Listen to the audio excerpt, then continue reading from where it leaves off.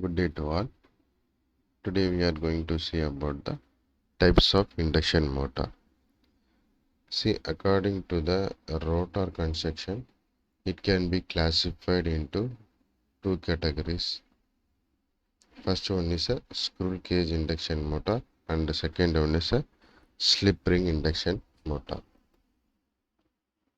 This is the screw cage induction motor. So you can see there is no wire connection over here, just copper rod is are in the both sides. This is the ring. This is the squirrel cage induction motor rotor overview. And if you are see here, it's a metal ring is there, and this one is a laminated core, and here for copper bars. This is for a squirrel cage rotor. The coils here. This is the laminated core and wound rotor. This is the outer look of that squirrel cage rotor. Here it's a cooling fan is here, and this is the shaft, and this is the rotor windage like that.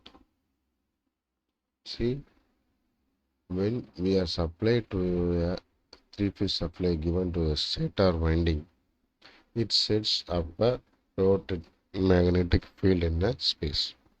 This rotating magnetic field has a speed which is known as a synchronous speed. This rotating magnetic field induces the voltage in that rotor bars, and hence short circuit currents start flowing in the rotor bars. Then these rotor currents generate the self-magnetic field which will interact with the field of the stator. Now the rotor field will try to oppose its because, and hence the rotor start flowing the rotating magnetic field. See, mainly in squirrel cage induction motor, we will have a rotating magnetic field when we are getting a supply to that induction motor. We will have a rotating magnetic field. This rotating magnetic field will cut into the particular, will have a particular synchronous speed, and this rotating magnetic field induces the voltage in the rotor bars, and hence it's short circuited current. Because you know why, in that squirrel cage induction motor, if it is like this means here it is short circuited. So hence short circuited current starts flowing through the rotor bars. The current flow here in this rotor bars. These rotor currents generate the self-magnetic field. Then it will generate self-magnetic field which will interact with the field of the stator. Then now the rotor will opposite it cause, and hence the rotor start rotating magnetic field. This is the way it's rotate the magnetic field. Then that movement of a rotor catches the rotating magnetic field, then the rotor current drops to zero. Because that time the rotor catches the rotating magnetic field, then rotor current drops to zero, as there is a no more relative motion between the rotating magnetic field and rotor. Hence, at this moment, rotor experiences zero tangential force. Hence, the rotor declares the decelerates the from that moment. This is the screw cage induction motor.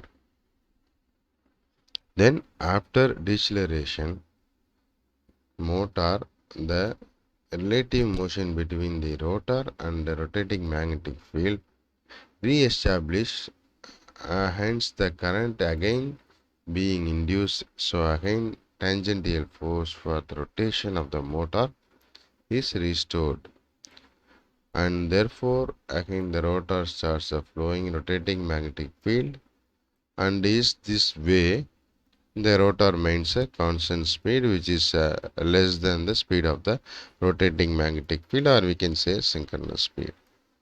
The slip is the measure of the difference between the speed of the rotating magnetic field and the rotor speed.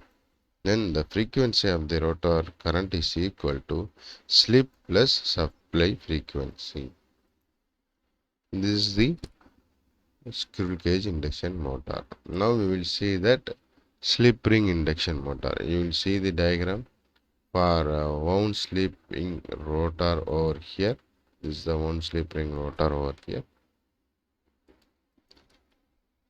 Then this is the arrangement of slip ring. You can see there are three rings over here in these machines. It is called that as slip rings, and a cut view of this squirrel cage induction motor, and this one is a cut view of slip ring induction motor. You can see the shaft and rotor side that copper bars are there also. See, now we'll see that operation of slip ring induction motor.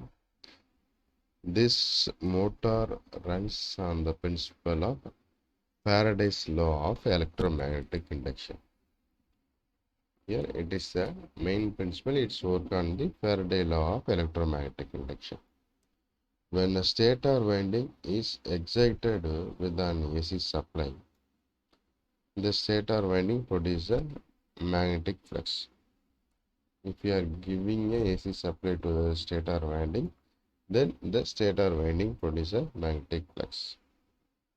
Based on the Faraday's law, the electromagnetic induction, the rotor winding gets induced and generate the current of magnetic flux. See what we are doing? We will just give the AC supply to the stator. If you are giving the AC supply to the stator means, then the magnetic flux will produce over that stator. Because of that Faraday's law, the electromagnetic induction will create over there. Then this will get induced in nearer to that rotor. Then that will generate a current of magnetic flux. This induced EMF develops a torque, and that enables the rotor to rotate the motor. However, the phase difference between the voltage and current do not meet requirements to generate the high starting torque as developed is not unidirectional. And the thing is, if you are getting that rotor movement also, the phase difference between the voltage and current, phase difference between that voltage and current do not meet the to generate a high starting torque. We cannot get the high starting torque over here as torque developed is not unidirectional.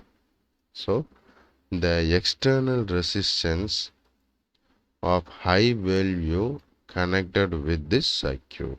Here the main thing is the external resistance of high value is connected with this circuit to improve the phase difference of the motor, because if here there is no phase difference, because of that we do not have a high starting torque. If we need a high starting torque, we have the phase difference. So for that we will connect the external resistance over here. As this result, the inductive reactance and phase difference between this current I and V is reduced. So consequently, this reduction helps the motor generate a high starting torque. As I said earlier, if there is a phase difference between current and voltage, you can see here the phase difference between the voltage and the current do not meet the requirements. it won't have some certain limit. That's why we do not get the high starting current. For that, we will get the external resistance. As a result, in that inductive reactance and the phase difference between the I and V is get reduced. From this, we will get the high starting torque. Then the slip ring induction motor, we will get the operation. You will see this is the industrial application of slip ring induction motor. That's all about the slip ring induction motor. Thank you.